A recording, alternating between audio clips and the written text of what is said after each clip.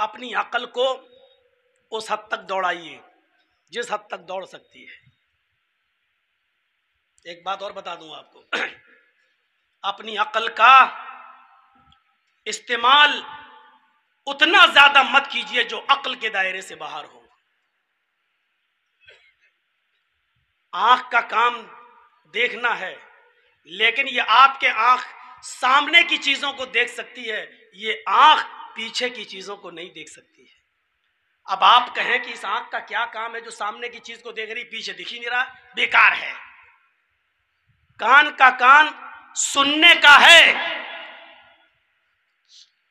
आप यहां बैठकर मेरी आवाज सुन सकते हैं, लेकिन 2 किलोमीटर दूर जब आप चले जाएं और माइक भी ना हो, तब आपका कान मेरी आवाज नहीं सुन सकता बगैर किसी आले के। अब ये मत कहना मोबाइल में तो लंदन भी सुन लेते हैं लोग, बगैर किसी आले के।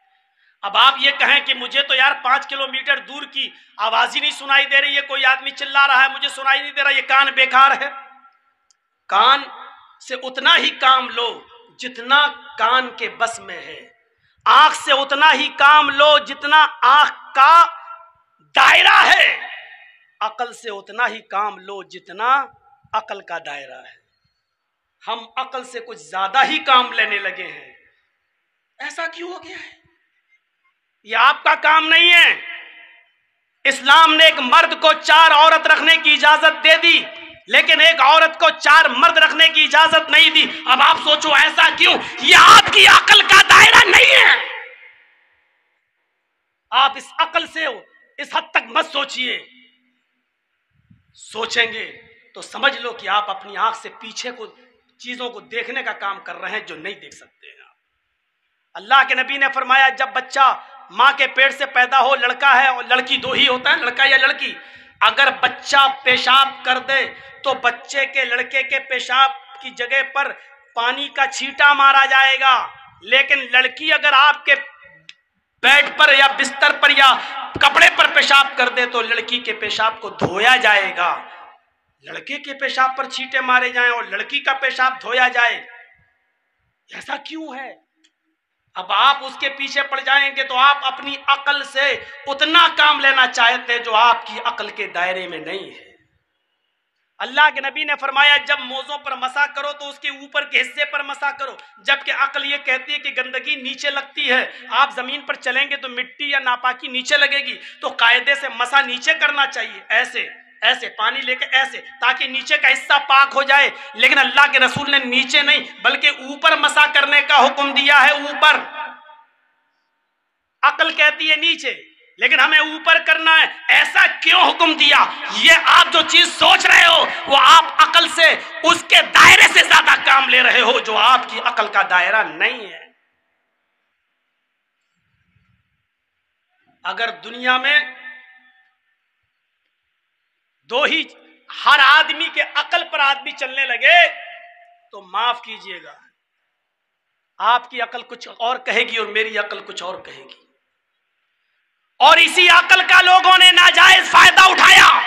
तो आज देख लीजिए बर्तानिया में और अमेरिका में, उन्होंने कहा इसमें अकली तौर पर कोई बुराई नजर नहीं आती कि लड़के लड़कों के साथ रिलेशनशिप में रहें और लड़कियां लड़कियों के साथ रिलेशनशिप में रहें।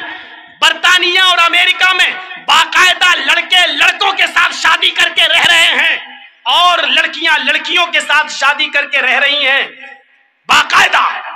उन्होंने कहा इसमें अकली तौर पर क्या बुराई? अगर कोई लड़का किसी लड़के के साथ रहना चाहता है तो अकली तौर पर कोई बुराई नहीं।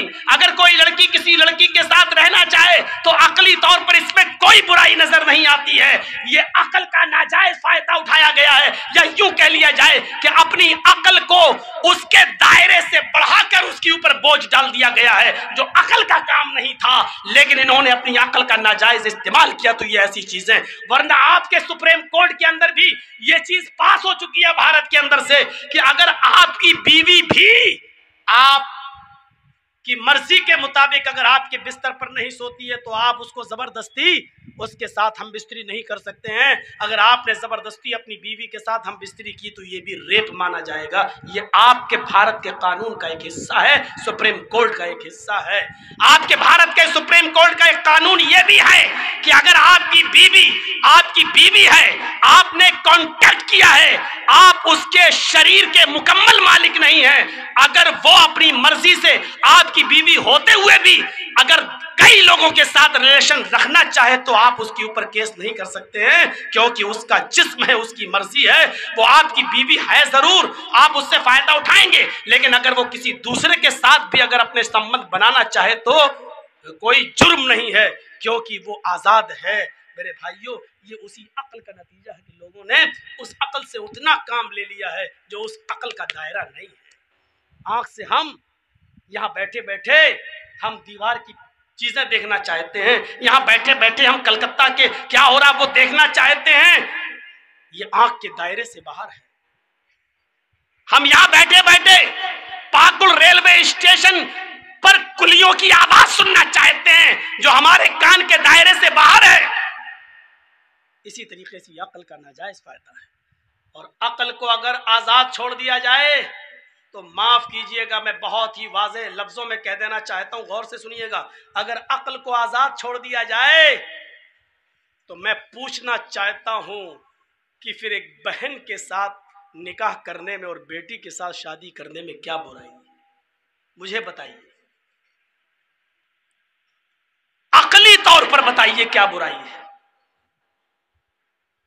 बल्कि मैं तो ये कहता हूं कि आपकी बहन बड़ी खूबसूरत है, आप अपनी बहन के जज्बात को समझते भी हैं, आपने नाजो नखड़ों में पाला भी है, आप दौलतमंद भी हैं। अक्लमंदी तो ये कहती है कि आप अपनी बहन के और अपनी बेटी के ज्यादा मुस्तहिक है कि आप उसके साथ निकाह करें। ये कौन सी अक्लमंदी है कि अपने घर की दौलत को आप किसी दूसरे के हवाले कर दें और दूसरे की सड़ी हुई दौलत को आप अपने घर में ले आएं और अपने घर की महारानी बना लें? ये कौन सी अक्लमंदी है? लेकिन मेरे भाइयों, इसको कोई भी दुनिया के अंदर इसको सही नहीं मानता है, ना भारत का कानून इसको सही मानता, ना अमेरिका। मैं पूछना चाहता हूं क्यों? कहता कि नहीं, शर्म हया भी, ये आप कितनी भी चीजें कह लें, समाज सोसाइटी की दुहाई दे दें, माफ कीजिएगा, आप ये सिर्फ समाज और सोसाइटी की दुहाई दे सकते हैं, लेकिन मुझे ये बताइए अकली तौर पर इसमें क्या बुराई है? जो काम हमारी बहन के साथ हमारा बहनोई करता है वो काम क्या एक भाई नहीं कर सकता है? बच्चे पैदा वहां होंगे, क्या बच्चे पैदा इस घर में नहीं हो सकते? बल्कि हमें अपनी बहन और अपनी बेटी के मिजाज से हम ज्यादा वाकिफ हैं। हम जितना अच्छी तरीके से उसके साथ रह लेंगे दूसरा नहीं रह पाएगा। अकल तो ये कहती है, लेकिन मेरे भाइयों ये अकल का दायरा है जो महदूद है। जब अक्ल हमारी काम करना बंद कर देती है तो वहां पर एक तीसरा इल्म काम करता है जिसको कहते हैं वही इलाही। वही इलाही की जरूरत वहीं पड़ती है जहां हमारी अक्ल का दायरा खत्म हो जाता है।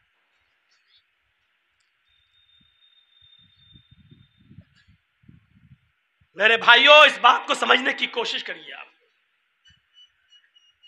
हम जो चीज सोचें जरूरी नहीं कि वो सच हो, इसलिए अक्ल का नाजायज इस्तेमाल करना छोड़ दीजिए। ये शरीयत ने बताया है कि बहन के साथ रिश्ता तुम नहीं कर सकते हो, ये शरीयत ने बताया है। वही इलाही ने बताया है कि बेटी के साथ निकाह करना हराम है। ये शरीयत ने बताया है कि मां के साथ निकाह करना हराम है। ये वही इलाही तय करती है कि तुम खाला के साथ निकाह नहीं कर सकते हो। ये वही इलाही तय करती है कि तुम फूफी के साथ निकाह नहीं कर सकते हो। अकली तौर पर कोई बुराई नहीं है, लेकिन अक्ल का एक दायरा है, और जहां अक्ल का दायरा खत्म हो जाता है वहीं पर फिर एक तीसरा इल्म काम आता है, और उस इल्म का नाम है वही इलाही।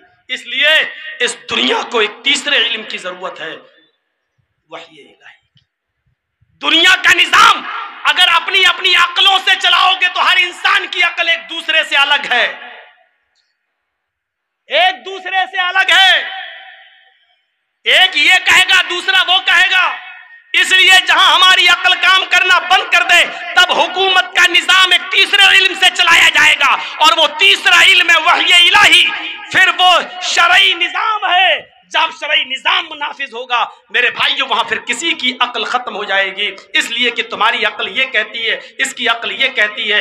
एक अकल कहती है जिनाकार ने जिना किया है, उसको 2-4 महीना जेल में रख के सजा दे दो।